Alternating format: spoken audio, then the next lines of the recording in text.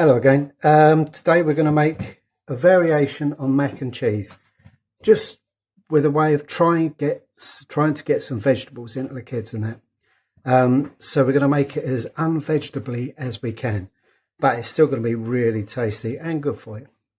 So it's going to be mac and cheese, slight variants. We're going to make the sauce differently by frying onions and garlic and that, but you'll see in time.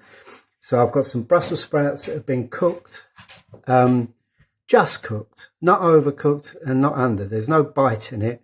They're just where they should be. I'm not going to tell you how long to cook them for because Brussels sprouts are all different sizes and who knows. Take them out, bite them. If they're soft, good. Don't overcook them though, because they're going to cook again in the sauce. The pasta is 3/4 cooked. So saying your packet of pasta says cook it for 10 minutes, cook it for 8. Just do 2 minutes less than the packet says. I've got some beef sausage that I've cooked and I've sliced up. Got a couple of ounces of butter, about the same in flour, 50-50. Cheese, use whatever cheese you want. I've got the Asda's bargain cheese, the yellow packet. It's really cheap. It cooks really nice. It melts well, but it's not hugely full of flavour. But you can't have everything. Use any bits of cheese you got. You got little bits knocking about, throw them in. Even things like cheese slices for burgers and that, they melt well into a sauce. Going to be using a tiny bit of mustard to season it, salt and pepper, and that's about it. So I'll start cooking. Okay, so we've got a warm pan on the stove, fairly thick bottom. Always use the thick bottom pan if you can. It helps the heat transfer better. Pop your butter in. We'll melt that. And then we're going to add our garlic and onion. And we're going to gently fry it to get all that nasty smell out and let it sort of soften up nicely. So we'll go with the onions. Garlic. The onions. Garlic. We're also going to put a pinch of mixed herbs, Italian herbs, whatever you've got.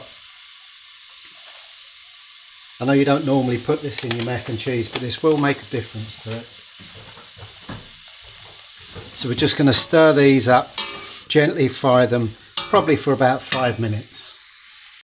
Okay, so that's cooked out for about 5 minutes now, and all the onions are soft. We're going to add the flour.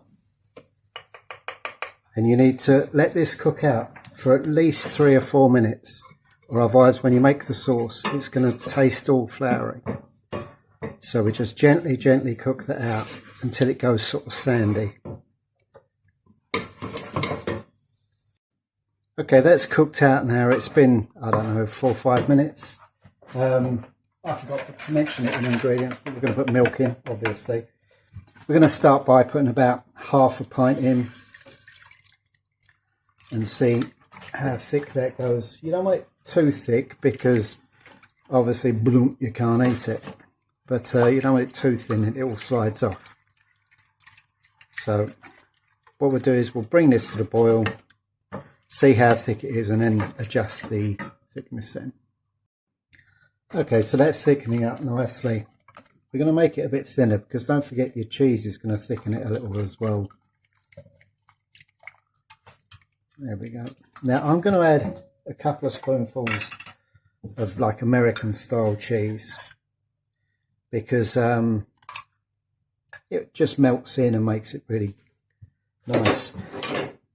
As I say, use any cheeses you want. You know, if you've got a bit of brie, even anything you want to throw in there, throw it in. I'm using this because it just works really well in the sauce, gives it a nice colour, a nice cheesiness. Now, into that also we're going to put some English mustard just for a little bite, about a teaspoon.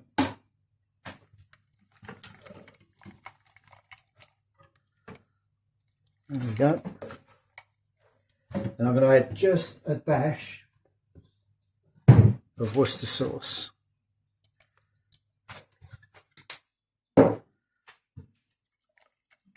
Now if you do add burger cheese in it, it will melt and it will become part of the sauce. You just have to give it a little bit of time and keep whisking at it. So we're just going to cook this out, and then I'm going to add the other cheeses. Okay, so that cheese is melted in now. We're going to add some cheddar. Hold back enough cheddar to throw over the top of it as well. If you notice, I haven't added any salt yet, because cheese obviously can be a bit salty. So once all the cheese is in, then we taste it and see how much salt we need to put in. But we are going to give it a good crack of black pepper.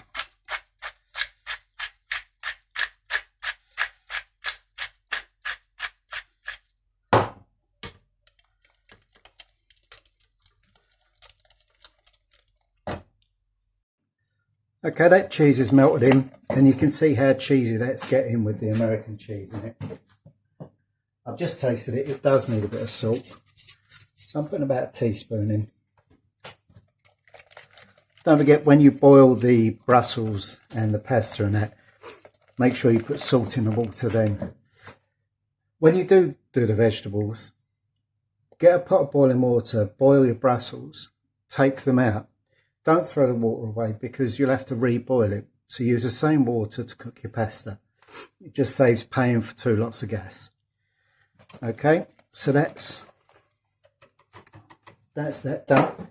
Now we're going to throw in sliced sausages. Going to stir. A lovely Brussels sprouts.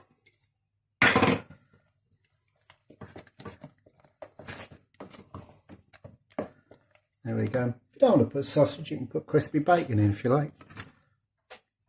Pasta. Give it a really good stir up. Make sure, because you want each spoonful to have a little bit of sausage in it.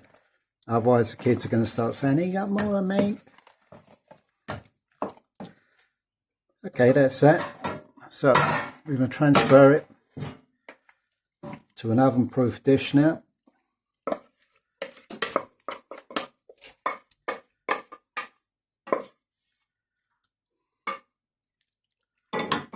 can see that.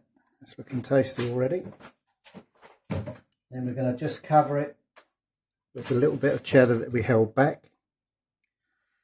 But you want to put a bit of tomato over it or something like that, you can. My wife doesn't like it, so I won't. And then just finally a little bit more black pepper on the top. There we go. Now that's going to go into a really hot oven. Everything's cooked, so you're not cooking it, you're just getting that cheese to melt down. So say 200 degrees for probably around about 5 minutes, or you could just pop it under a grill. It's up to you. Okay, there you have it. Yeah, finished bake. Let's just dish a bit up.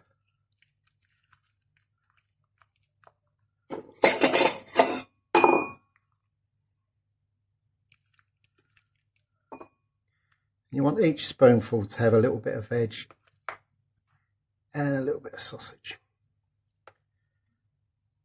There you go. Try it, it makes a change.